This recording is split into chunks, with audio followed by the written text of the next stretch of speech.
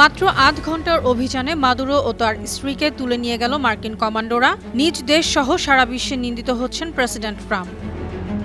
ভেনেজুয়েলার প্রেসিডেন্ট ও তার স্ত্রীকে গ্রেফতার বিপজ্জনক দৃষ্টান্ত, বলছেন জাতিসংঘ মহাসচিব। ৫ জানুয়ারি নিরাপত্তা পরিষদে জরুরি বৈঠক। বিক্ষোভের কারণে ইন্টারনেট বিভ্রাটের সম্মুখীন ইরানের জনগণ। প্রায় ৩৫% কমেছে ইন্টারনেট ট্রাফিক। ৩৪ বছর পর ভারতের পশ্চিমবঙ্গে চলছে মুসলিমদের বিশ্ব ইজতেমা। হাজির হয়েছেন বাংলাদেশ, নেপাল সহ ভারতের লাখ লাখ মুসলমান।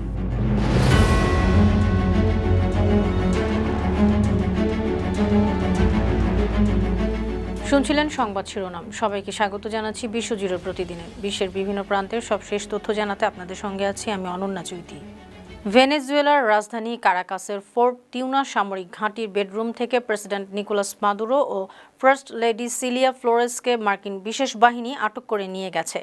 আমেরিকার ডেল্টা ফোর্স ও FBI যৌথভাবে মাত্র ৩০ মিনিটের মধ্যে এই অভিযান শেষ করে। মার্কিন প্রেসিডেন্ট ডোনাল্ড ট্রাম্প জানিয়েছেন, অভিযানে কোনো মার্কিন সেনা মারা যায়নি, কিছু সেনা সামান্য আহত হয়েছেন। মাদক ও সন্ত্রাসবাদের অভিযোগে আমেরিকা মাদুরো ও ফ্লোরেসের বিচার হবে।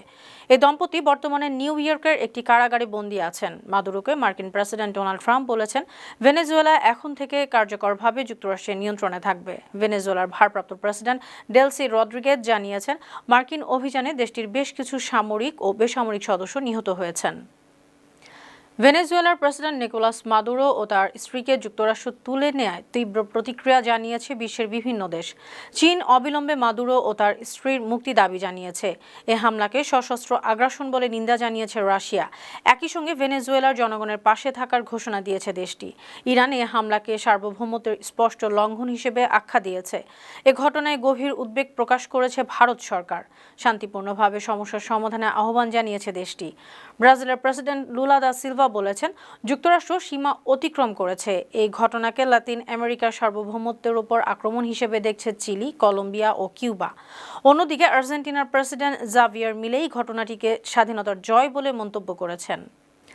মার্কিন প্রেসিডেন্ট ডোনাল্ড ট্রাম্পের ভেনেজুয়েলা নীতিকে নগ্ন সাম্রাজ্যবাদ আখ্যা দিয়ে তীব্র সমালোচনা করেছেন মার্কিন সিনেটর বার্নি স্যান্ডার্স। সামাজিক যোগাযোগ মাধ্যম এক্সে দেয়া পোস্টে তিনি বলেছেন, ভেনেজুয়েলার বিরুদ্ধে ট্রাম্পের পদক্ষেপ যুক্তরাষ্ট্র ও বিশ্ব কোনোটাকেই নিরাপদ রাখবে না। তার মতে, আন্তর্জাতিক আইনের এই নির্লজ্জ লঙ্ঘন অন্য দেশগুলোকে আগ্রাসন, সম্পদ দখল ও সরকার পরিবর্তনের চেষ্টা করতে উৎসাহিত করবে। তিনি ট্রাম্পের এই পদক্ষেপের তুলনা করেন ইউক্রেনের রাশিয়ার আগ্রাসনের সঙ্গে। বলেন, পুতিনও একই যুক্তি ব্যবহার করেছিলেন। ভেনেজুয়েলায় সামরিক অভিযান চালিয়ে দেশটির প্রেসিডেন্ট নিকোলাস মাদুরো ও তার স্ত্রীকে আটক করে যুক্তরাষ্ট্রে নিয়ে যাওয়ার ঘটনা বিপজ্জনক দৃষ্টান্ত, এমনই মন্তব্য করেছেন জাতিসংঘের মহাসচিব অ্যান্তোনিও গুতেরেস। শনিবার মহাসচিবের মুখপাত্র স্টিফেন দুজারিক বিবৃতিতে জানিয়েছেন, মহাসচিব আশঙ্কা করছেন এ ঘটনায় দক্ষিণ আমেরিকা অঞ্চলে নতুন করে অস্থিরতা ছড়িয়ে পড়বে। বিবৃতিতে জানানো হয়, মানবাধিকার রক্ষা ও অন্তর্ভুক্তিমূলক সংলাপের মাধ্যমে এই সংকটের সমাধান সম্ভব। পৃথক বিবৃতিতে জাতিসংঘের মানবাধিকার প্রধান ভলকার তুর্ক ভেনেজুয়েলার জনগণের নিরাপত্তাকে সর্বোচ্চ অগ্রাধিকার দেওয়ার তাগিদ দেন। এ পরিস্থিতিতে ৫ জানুয়ারি ভেনেজুয়েলা ইস্যুতে জাতিসংঘ নিরাপত্তা পরিষদে জরুরি বৈঠক ডাকা হয়েছে। ভেনেজুয়েলার প্রেসিডেন্ট নিকোলাস মাদুরোকে আটক করতে যুক্তরাষ্ট্রের সামরিক অভিযানের তীব্র নিন্দা জানিয়েছেন নিউ ইয়র্কের মেয়র জোহরান মামদানি। তিনি বলেছেন, এটি আন্তর্জাতিক ও যুক্তরাষ্ট্রের আইনের সুস্পষ্ট লঙ্ঘন, যুদ্ধের মতো কাজ।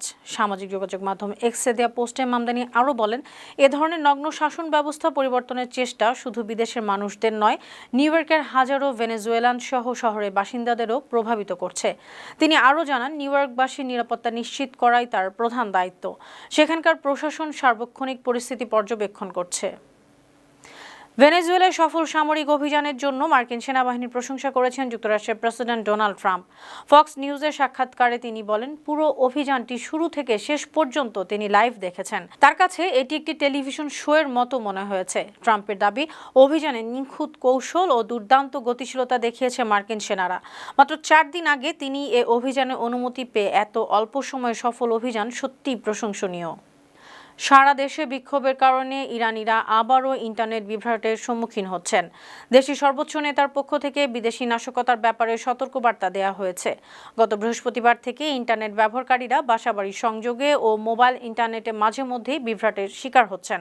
যুক্তরাষ্ট্রভিত্তিক বৈশ্বিক ইন্টারনেট অবকাঠামো ও সাইবার নিরাপত্তা বিষয়ক প্রতিষ্ঠান ক্লাউডফ্লেয়ার গতকাল শনিবার জানিয়েছে, গত কয়েকদিনের তুলনায় ইরানে গড় ইন্টারনেট ট্রাফিকের পরিমাণ প্রায় ৩৫% কমেছে। ইরানের তথ্য ও যোগাযোগ প্রযুক্তি মন্ত্রী সাত্তার হাশিমি জানিয়েছেন, গেল রোববার ইরান একটি সাইবার হামলা প্রতিহত করেছে। ওই হামলার কারণে ইন্টারনেট সীমিত হতে পারে। জাপান সাগরে একাধিক ব্যালিস্টিক ক্ষেপণাস্ত্র ছুড়েছে উত্তর কোরিয়া। জাপানের অভিযোগ, দুটি ক্ষেপণাস্ত্র জাপানের ইকোনমিক সমুদ্র সীমার কাছাকাছি পড়েছে, তবে কোনো ক্ষয়ক্ষতির খবর পাওয়া যায়নি। জাপানের সংবাদ সংস্থা কিয়োদা এ তথ্য নিশ্চিত করেছে। ঘটনার পর জাপানের উপকূলরক্ষী বাহিনী ওই এলাকায় চলাচলকারী জাহাজগুলোকে সম্ভাব্য ক্ষেপণাস্ত্রের ধ্বংসাবশেষ থেকে সতর্ক থাকার আহ্বান জানিয়েছে। এ বিষয়ে এখন পর্যন্ত আনুষ্ঠানিকভাবে কোনো মন্তব্য করেনি উত্তর কোরিয়া। দীর্ঘ ৩৪ বছর পর পশ্চিমবঙ্গের মাটিতে শুরু হয়েছে ধর্মপ্রাণ মুসলিমদের বিশ্ব ইজতেমা। হুগলি জেলার ধনেখালী বিধানসভার পুইনান গ্রামে তাবলিগ জামাতের উদ্যোগে এই ইজতেমা চলবে ২ জানুয়ারি থেকে ৫ জানুয়ারি পর্যন্ত। প্রায় ৬০ বর্গ কিলোমিটার এলাকা জুড়ে আয়োজিত এই ধর্মীয় সম্মেলনে বাংলাদেশ, নেপাল সহ ভারতের বিভিন্ন রাজ্য থেকে লাখ লাখ মুসল্লি হাজির হয়েছেন। ইজতেমা উপলক্ষে কঠোর নিরাপত্তা ব্যবস্থা নিয়েছে প্রশাসন। মুসল্লিদের জন্য পরিবহন, অস্থায়ী হাসপাতাল সহ নানা সুবিধা রাখা হয়েছে। ১৭০ সজ্জার একটি অস্থায়ী হাসপাতালে ২৪ ঘণ্টা চিকিৎসা পরিষেবা চালু রয়েছে। ইজতেমা ময়দান পরিদর্শন করেছেন কলকাতার মেয়র ফিরহাদ হাকিম, রাজ্য পুলিশের ডিজিপি রাজীব কুমার সহ প্রশাসনের শীর্ষ আধিকারিকরা। ইউক্রেনের প্রেসিডেন্ট ভলোদিমির জেলেনস্কি কিয়েভে কোয়ালিশন অব দ্য উইলিং এর সদস্য দেশগুলোর জাতীয় নিরাপত্তা উপদেষ্টাদের সঙ্গে বৈঠক করেছেন। বৈঠকে যুদ্ধের কূটনৈতিক সমাধান, নিরাপত্তা নিশ্চয়তা এবং ইউরোপ, যুক্তরাষ্ট্র ও কানাডার সঙ্গে সমন্বয় নিয়ে আলোচনা হয়। পরে জেলেনস্কি বলেছেন, এখন তাদের সামনে যুদ্ধ শেষ করার নতুন একটি সুযোগ এসেছে। তিনি জানান, ইউক্রেন একা নয়, মিত্র দেশগুলোর কূটনৈতিক সমর্থনের উপরই কিয়েভ ভরসা করছে। বৈঠকে জার্মানি, যুক্তরাজ্য, ফ্রান্স সহ একাধিক ইউরোপীয় দেশ, কানাডা, ন্যাটো ও ইউরোপীয় ইউনিয়নের প্রতিনিধিরা উপস্থিত ছিলেন।